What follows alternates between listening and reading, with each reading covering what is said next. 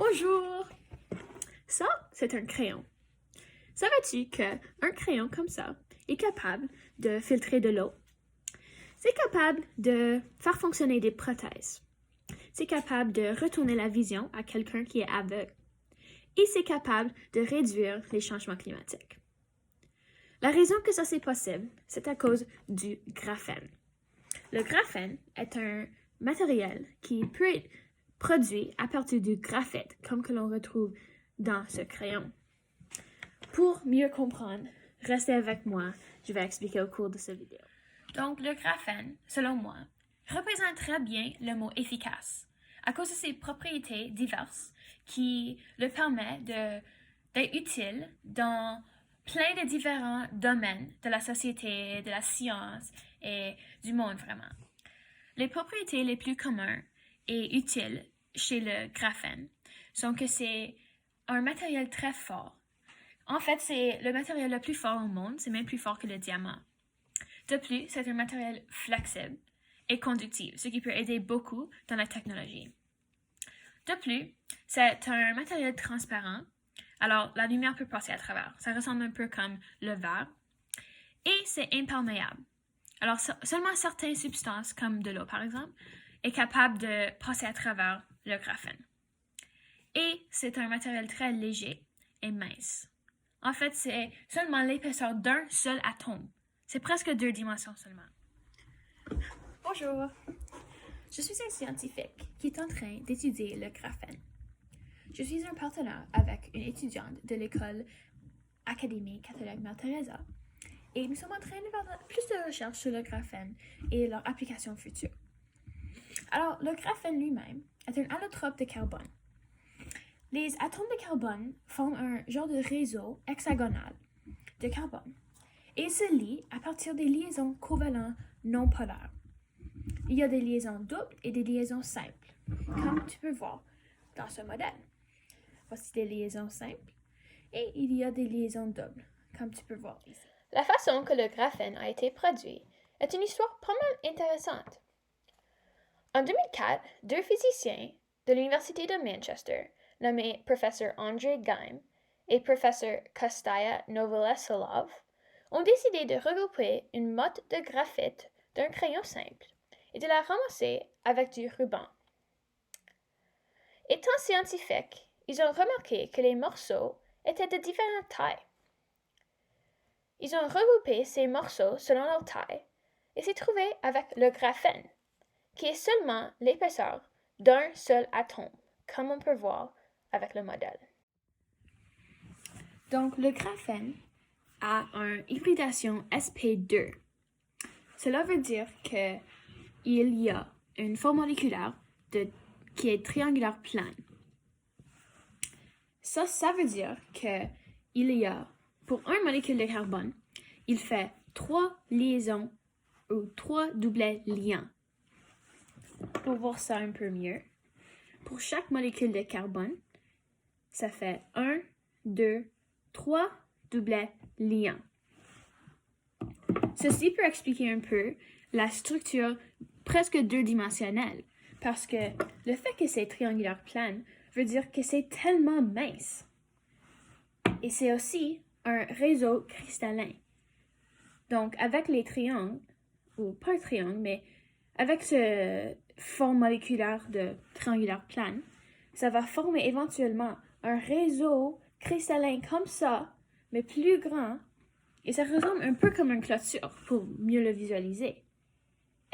Et aussi, si tu mets un couche de graphène, un autre, pour que c'est 3 millions couches de graphène, ça va produire 1 millimètre de graphène dans la vraie vie. Alors, notre scientifique vient juste expliquer un peu la structure et les liaisons qui forment le graphène. Et j'espère que ça aide un peu à comprendre un peu les propriétés qui ont été mentionnées avant.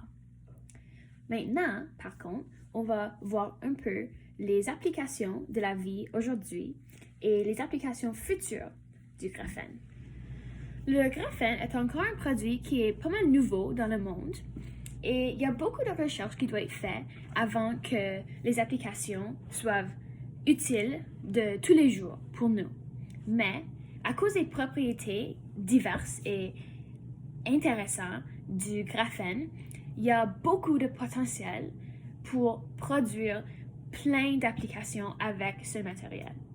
Alors, pour commencer, j'ai mentionné au commencement de cette vidéo que ça peut améliorer les efforts pour les changements climatiques.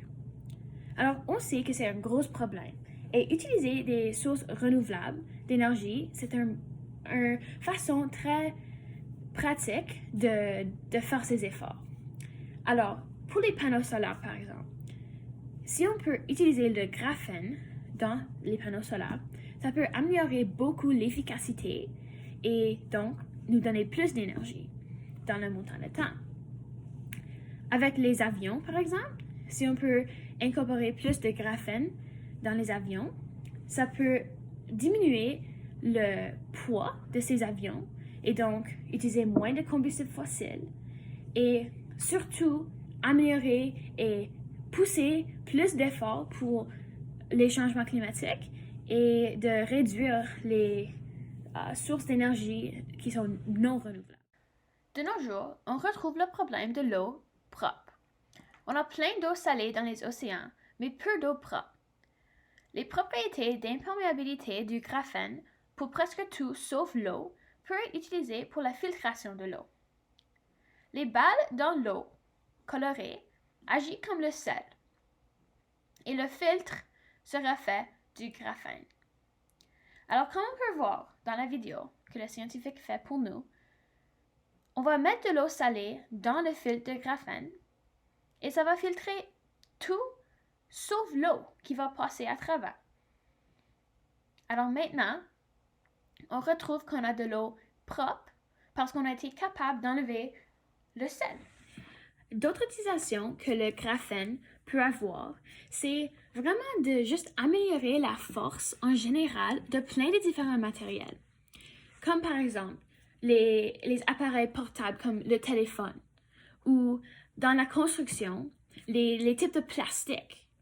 À cause du fait que le graphène est tellement fort, mais c'est flexible et c'est tellement léger, ça peut être tellement utile dans tous les domaines, tous les aspects de la vie.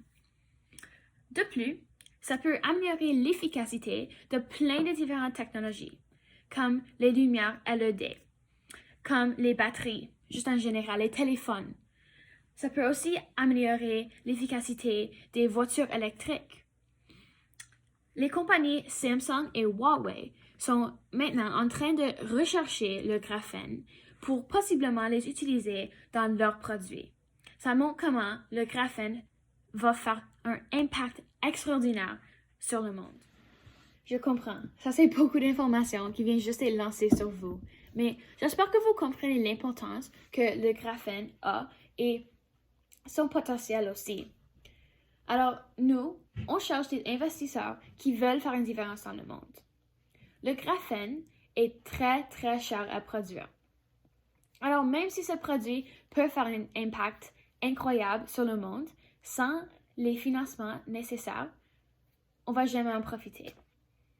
Mais avec votre investissement, on peut produire plus de graphène et on peut faire plus de recherches. Et très, très bientôt, on va voir que le graphène va changer le monde.